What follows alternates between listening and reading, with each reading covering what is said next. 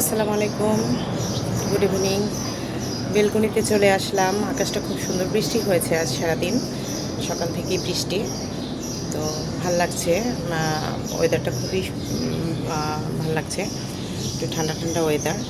তো আমি আমার বেলকনিতে দেখেন, বেলকনিতে আমার গাছ আছে, মানি প্লান্ট আছে, মেহেদি গাছ। মেহেদি গাছটা একেবারেই ছোট্ট একটা গাছ, একটা ঢাল ছিল, জাস্ট এই যে এরকম একটা ঢাল লাগিয়েছিলাম আমি।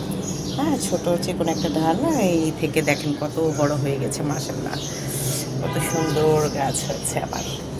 আসলে আমি ঠিকভাবে যত্ন নিতে পারি না, গাছে অনেক সার দিতে হয়, অনেক যত্ন করতে হয়, সময় মতো পানিটা একটু দেওয়া হয়, বাট ওই মাটি সার এগুলো দেওয়া হচ্ছে না আর কি, সময় হয়ে উঠছে না।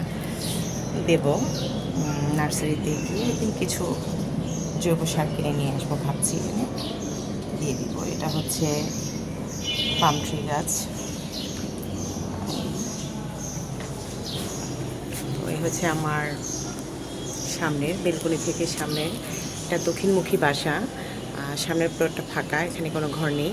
তারপর একটু দূরে আছে, আশেপাশে ঘর আছে, মানে বাড়ি আছে। তো খুব ভালো লাগে বেলকনিতে বসলে।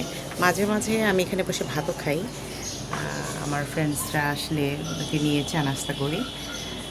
তো গাছ ভালো থাকবেন, সুস্থ থাকবেন, সুন্দর থাকবেন, দোয়া করবেন আমার জন্য। কিছুক্ষণ পরেই চা খাবো। এই খুব ভালো লাগছে।